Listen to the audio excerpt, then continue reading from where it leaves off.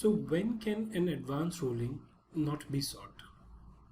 मतलब आइडिया ये है कि advance ruling should be used as a tool which facilitates people, genuine people, for genuine transactions. In some cases, just to avoid unnecessary applications being filed, there are certain guidelines which says that you cannot obtain an advance ruling in a case where there is a question pending before authorities. मान लीजिए आपका एक कोई matter है, उसका case जो है already ITAT में चल रहा है और आप इस केस के साथ साथ एप्लीकेशन फाइल करते हैं AAR पे. Such an application cannot be filed. Question involves determination of fair market value of any property. आप क्वेश्चन ऑफ लॉ पे एप्लीकेशन फाइल कर सकते हैं, क्वेश्चन ऑफ फैक्ट्स पे कर सकते हैं, बट AAR कोई वैल्यूअर नहीं है जो आपका बैठ के फेयर मार्केट वैल्यू निकाले किसी प्रॉपर्टी का. राइट. सो लेट्स से अगर इनकम टैक्स एक्ट में आपका सेक्शन 56 टू 7 या 7A लगता था पहले, where you had to ascertain what is the fair market value of the assets which you have given over free or some other way to the person. You can't approach the AAR to say, can you find out the fair value of this for me? Transaction is designed prima facie for avoidance of tax. एक genuine transaction जो गार की coverage में आ सकता है, who may be a permissible avoidance arrangement, for that you can go. But अगर साफ देखने में ही पता चलता है कि अगर मान लीजिए कोई US कंपनी है, राइट, वो जाके बोलती है कि क्या अगर मैं एक कंपनी किसी कंट्री में अपनी सब्सिडरी बना लूँ और उस सब्सिडरी के थ्रू इंडियन कंपनी में इन्वेस्ट कर दूँ, क्यों? क्योंकि मेरे कैपिटल गेन नहीं लगे, then obviously that is something which is a transaction which is designed prima facie for tax avoidance. I am not saying this name has just been taken for the ease of it. It doesn't means to offend anyone. This could be any country where a person might be a tax resident. Quantification of income. Tax computation के लिए AAR नहीं है, tax होगा या नहीं होगा उसके लिए AAR डिसीजन दे सकती है.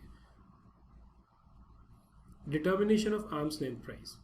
अगर दो नॉन रेजिडेंट के बीच में ट्रांजैक्शन है या एक रेजिडेंट और नॉन रेजिडेंट के बीच में ट्रांजैक्शन है which is covered under transfer pricing, उसका फेयर प्राइस क्या होगा, आर्म्स लेंथ प्राइस क्या होगा, इस चीज के ऊपर आप जाके रूलिंग फाइल नहीं कर सकते.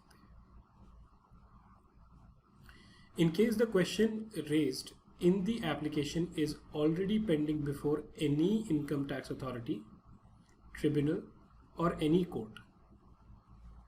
आपका असेसमेंट हो चुका है, उसके ऊपर डिस्प्यूट है, वो किसी इनकम टैक्स अथॉरिटी के पास पेंडिंग है पॉइंट, किसी ITAT के पास है, किसी हाई कोर्ट के पास है, उन मैटर्स पे आप AAR के पास जाके रूलिंग नहीं ले सकते. The authority cannot allow application.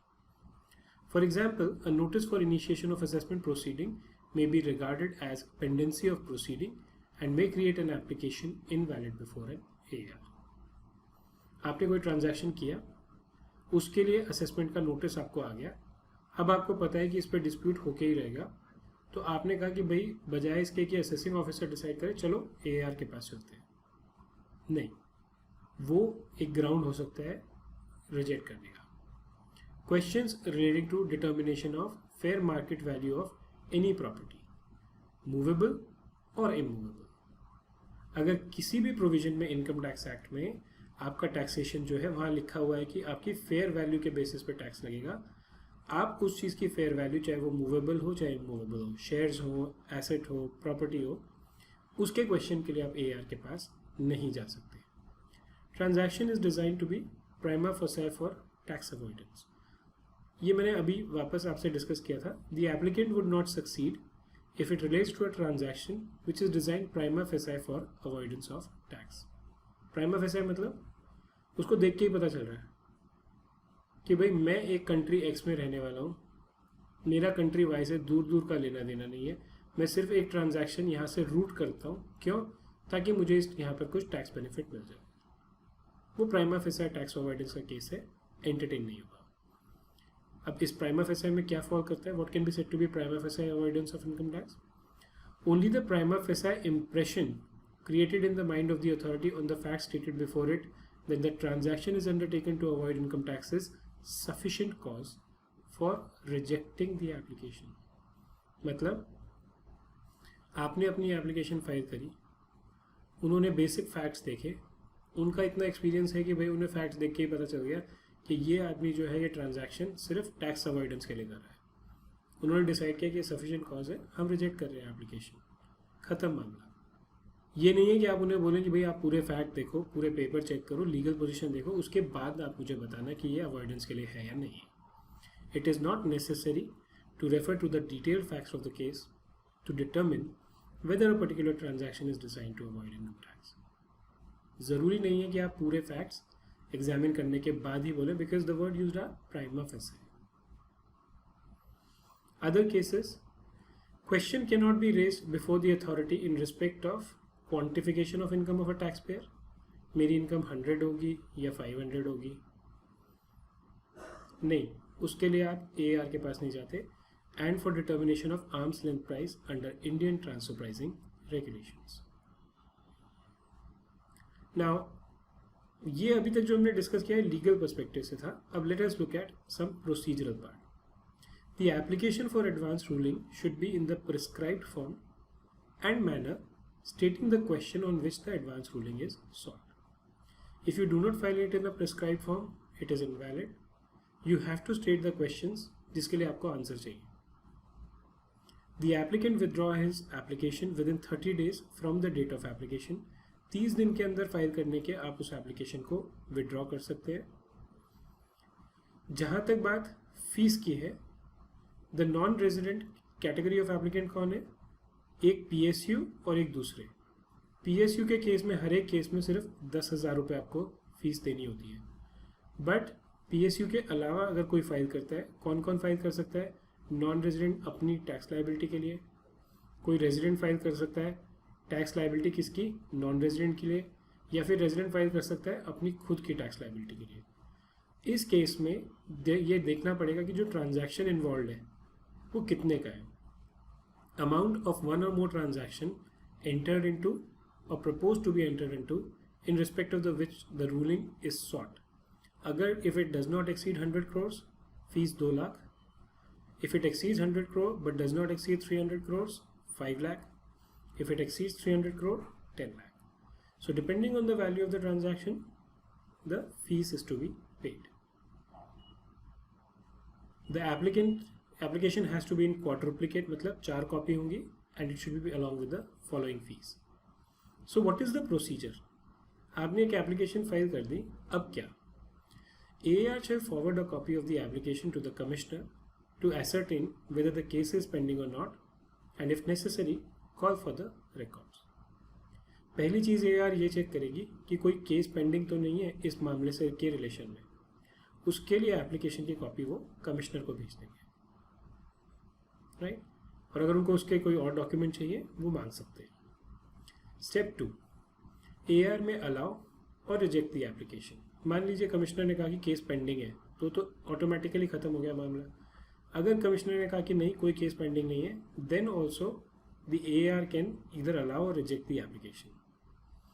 अगर रिजेक्ट अलाउ करती हैं तो ऑब्वियसली हेयरिंग वगैरह जो भी होगी वो शुरू हो जाएगी. अगर रिजेक्ट करते हैं then the following points are applicable. Before rejecting the application, an opportunity of being heard shall be given to the applicant.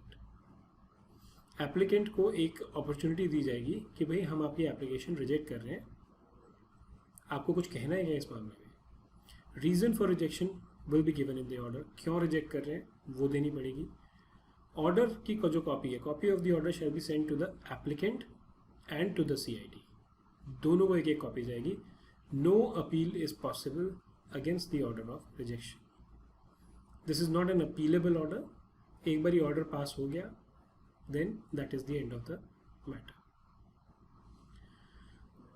After allowing the application and examining the information placed before it, AAR pronounces it an advance ruling on the question specified in the application. Generally, अगर AR को लगता है कि information जो है वो sufficient है, सारे फैक्ट्स हैं, वो उसके बेसिस पे डिसाइड कर सकते हैं कि भाई इसका रूलिंग क्या होनी चाहिए। हाँ, लेकिन स्टेप 4 तब कब एप्लीकेबल है कि अगर एप्लीकेंट रिक्वेस्ट करता है, on request of the applicant before pronouncing it's advance ruling, AR shall provide an opportunity of being heard either in person or through an authorized representative. अगर एप्लीकेंट रिक्वेस्ट करता है तो AR एक opportunity देगी उसको कि वो आके अपने व्यूज़ प्रेजेंट कर सके, चाहे खुद इधर इन पर्सन या फिर एक किसी ऑथराइज्ड रिप्रेजेंटेटिव के through. AR shall pronounce its advance ruling in writing within 6 months from the date of the receipt of the application. ये हमने डिस्कस कर लिया already. A copy of the advance ruling pronounced by the AR shall be sent to the applicant and to the commissioner. We discussed this also. Other points. Now, these other points that we are discussing is कि मान लीजिए constitution of AAR में 4 लोग होते हैं। अब अगर इसमें जो चेयरमैन है उसका ऑफिस वेकेंट हो जाता है, on the occurrence of vacancy in the office of the chairman by the reason of his death, resignation और otherwise, the senior most vice chairman shall act as the chairman until the new chairman enters upon his office to fill such vacancy in accordance with the provision of the act. तो यहाँ पे कौन कौन था? Chairman था, vice chairman था, IRS था, Indian legal services का पर्सन था।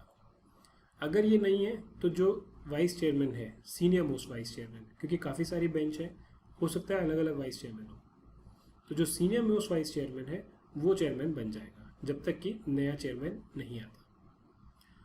In case the chairman is unable to discharge his function owing to absence, illness or any other reason, the senior most vice chairman shall discharge the function of the chairman until the chairman resumes his duty. वो बीमार हो गया, तबीयत खराब हो गई या कोई भी और कारण है, because of some personal exigency, if they are unable to discharge their function. In that case, again the vice chairman shall assume the office. On the account of vacancy or defect in the constitution of authority, no advance ruling or proceeding shall be questioned or treated as invalid.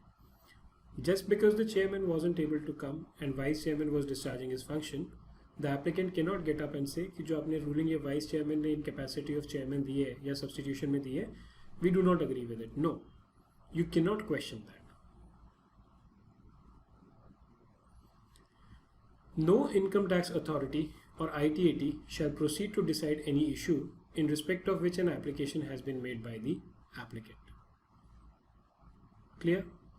अगर AAR के पास application आ गई, उसके बाद अभी वो pending है, किसी AO ने नोटिस इशू कर दिया, right, after the application has been filed with the AAR, then they cannot decide on an issue which is pending before AAR.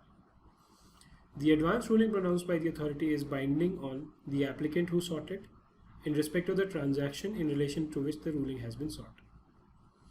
अगर AAR में आपने एक एप्लीकेशन फाइल कर दी, मान लीजिए एक नॉन रेजिडेंट था, इसके 2 ट्रांजैक्शन थे, T1, T2।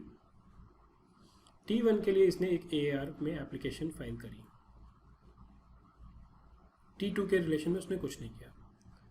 अब जब ये AAR की रूलिंग आ गई तो ये रूलिंग इस नॉन रेजिडेंट के ऊपर बाइंडिंग है for T1 on the commissioner and authorities subordinate to him. Same way ये रूलिंग जो होगी ये कमिश्नर और उससे नीचे जो अथॉरिटीज़ हैं उनके ऊपर भी बाइंडिंग रहेगी। Where the AAR finds that the advance ruling has been sought by the applicant by fraud or misrepresentation of fact. कभी कभी क्या होता है, लोग फालतू में, मान लीजिए एक नॉन रेजिडेंट था, उसने खुद तो एप्लीकेंट बना नहीं, उसने किसी और को अपॉइंट कर दिया और इसने ये एप्लीकेंट ने फाइल कर दी रूलिंग कि मैं ऐसे ऐसे कर रहा हूँ, इसके ऊपर आप ट्रांजैक्शन के ऊपर मुझे बता दीजिए क्या टैक्स इम्प्लीकेशन होगी। एक तरह से ये मिसरिप्रेजेंटेशन ऑफ फैक्ट हो गई और फ्रॉड हो गया। अगर AAR को पता चल जाता है कि ऐसा है, देन इट मे ऑर्डर और declare such ruling to be void ab initio, मतलब वो ये ऑर्डर कर सकते हैं कि जो रूलिंग हमने दी है ये वैलिड ही नहीं है, and all the provision of the act shall apply as if such ruling has never been made. The order of AAR is final order. No appeal is permissible against such